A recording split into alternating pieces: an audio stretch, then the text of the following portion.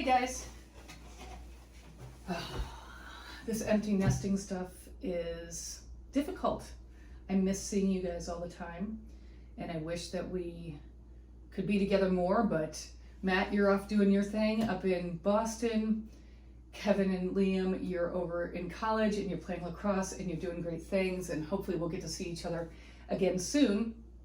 But with this empty nesting, it just means that I have more time to think about genealogy and the kinds of stories that I want to tell you. I mean, listen, all three of you have said that you're not interested really in learning too much about the family. I get it. You guys are young, you've got other things to do, but I think at some point you're really going to want to know about your family history, and you're going to want to know about the cool stuff that I have, that I've gotten from the family, and that tell the stories of your ancestors.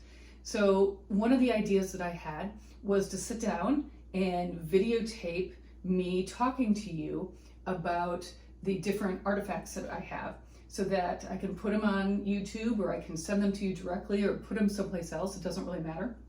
But what I want to do is I want to be able to record for you the stories that I know, and talk to you about the kinds of artifacts that I have that tell the stories. So I'm calling this For the Boys, and so that's for the three of you. And I think we're going to get started today. And just know that I hope that at some point in the future that you will appreciate this, that your families, your children will appreciate this, and it will be something fun for me as well. So I'm looking forward to For the Boys, and we're going to start today with this receipt book, and we're going to talk a little bit about this and what it means, and where the people that have this are in our family tree. Okay, so we're going to start with this and get a little bit deeper into this and what it means for our family. Here's the receipt book that we're talking about. On the front of it, it says ADMR, which I think means administrator. And so administrator receipt. The name on it, I believe, is James H. Skeeter, maybe, and printer publisher from Ocean, Indiana. I'm not exactly sure where Ocean, Indiana is, but I can look that up on a map. The front of it appears to be in pretty good condition. A little crease here. If we flip it over to the back, again, good condition. No other marks on the back. Just so that you can see maybe how big this is. It might be hard to tell on the camera. It's about 11 inches by, let's see what this is, about 3.5 inches. So it's not small by any means, but it's not very big either. So let's open it up and see what is inside.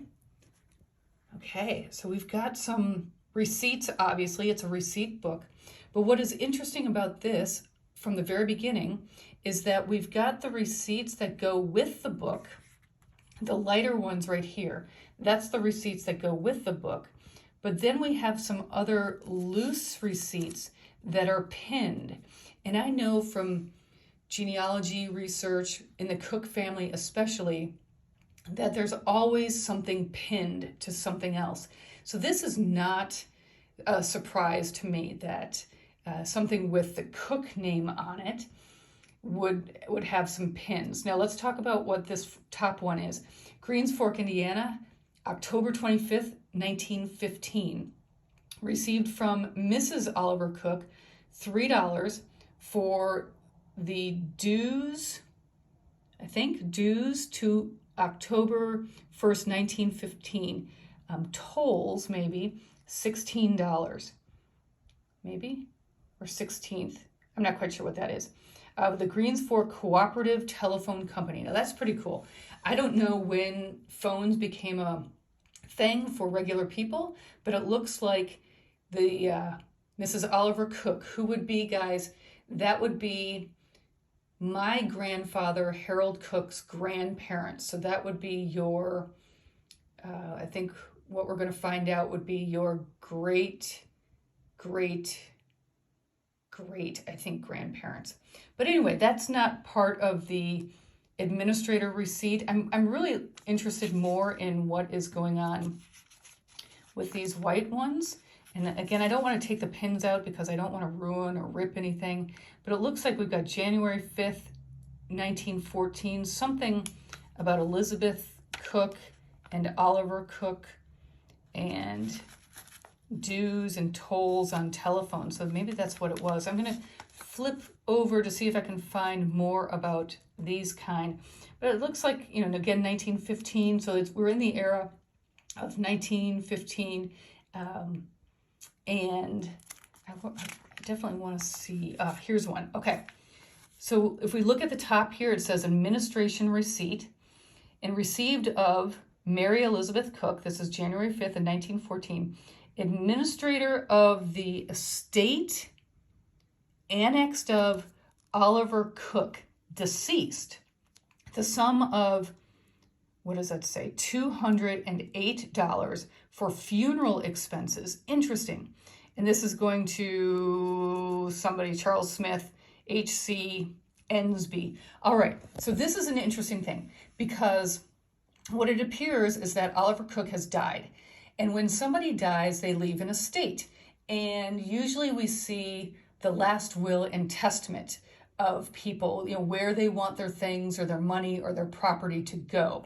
But oftentimes you'll also see in the will is that somebody wants their debts to be paid first before they disperse any other money. So it sounds like this is what's happening here, that Mary Elizabeth Cook, who I believe is the wife of Oliver Cook, and she is the administrator of the estate of her late husband. She's paying his debts, his funeral expenses. Let's see what this is. Again, Mary Elizabeth Cook, again, 1914, January of 1914. So we'll have to see when Oliver died. But the settlement of trashing fence and clover seed in full. So again, she is paying his debts. Milo Gentry, that's a name that we find in our family tree as well.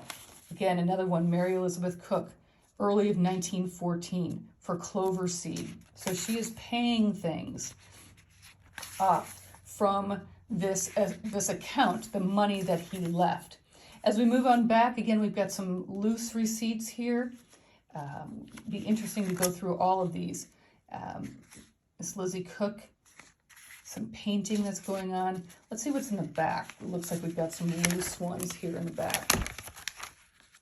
All right, again, some receipts from a scale place. Maybe they were weighing wheat or grain or something like that.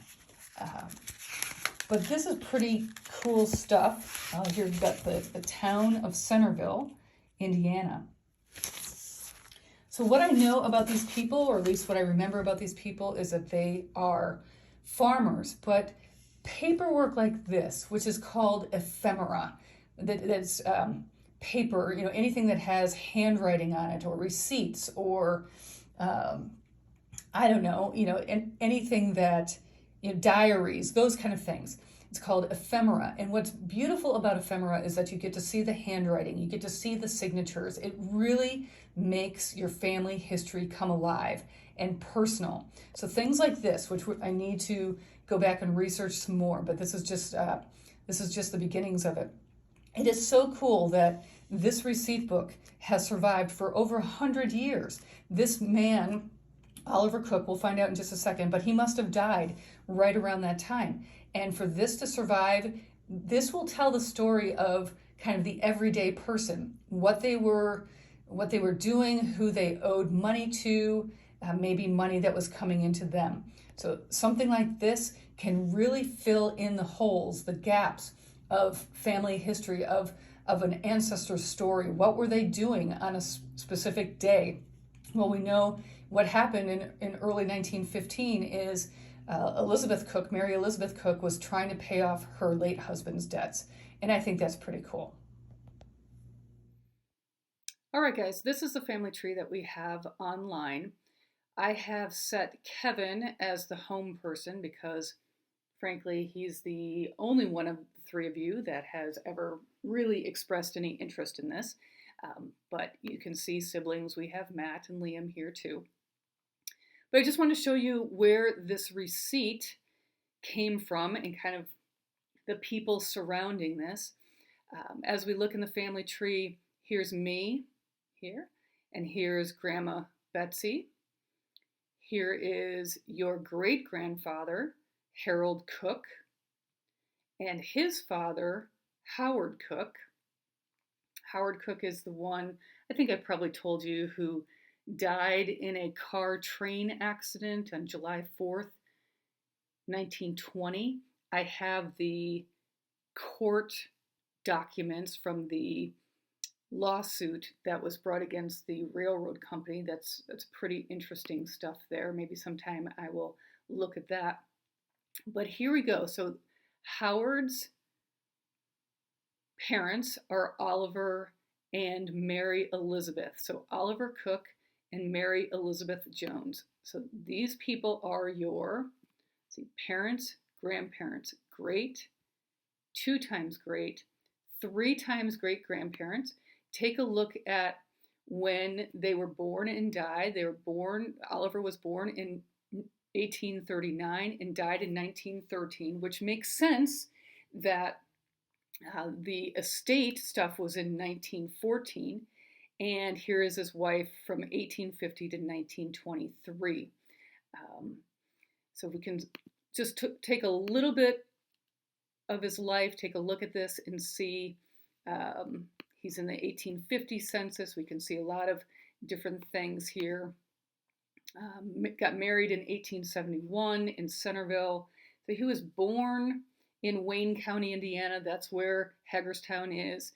Died in Greens Fork. So he actually lived in his entire life. Was born, lived there, and died his entire life in Wayne County, Indiana. Had only 2 children, Ida Mae Cook and Howard Lee Cook. And again, Howard Lee is the one who died in the car train accident. So I think he was a farmer. If we take a quick look here, let's take a look back at the last one, or I'm sorry, the first census that we have, which is in 1850. We can take a look at this. This is in Wayne County, Indiana. Here is his father, David. He's a farmer, and his farm is worth about $5,000. David was born in Virginia. He's somebody that I continue to look for.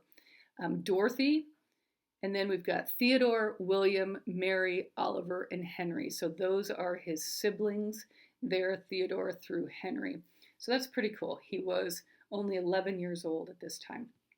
But that is the people that are in the receipt book, and hopefully we'll do some more research on them and find out kind of where those receipts were being paid to and what they were for. And it's cool that we have this and that it has survived since 1914.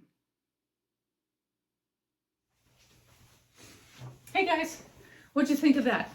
I thought it was fun. I thought it was fun making the video. I thought it was interesting learning more about this receipt book and learning more about Oliver and Mary Elizabeth Cook. So I hope that you will appreciate that, I'm passionate about this. I'm passionate about family history. I'm passionate about you guys knowing your family history, not only on my side, but on Dad's side too. So my thought is that I will continue to make these videos. I will take some sort of artifact, maybe every week, I don't know, but it'll be fairly regular since I have time, since we're empty nesters here, and be able to create a video like this for you to put on YouTube, to be able to save, to do whatever. But it's important that you know this, and I want to take the time and the energy to help teach you and help you learn and have your families be able to appreciate your family history, because it's pretty amazing. So until next time, please remember that I love you so much and you're making history today.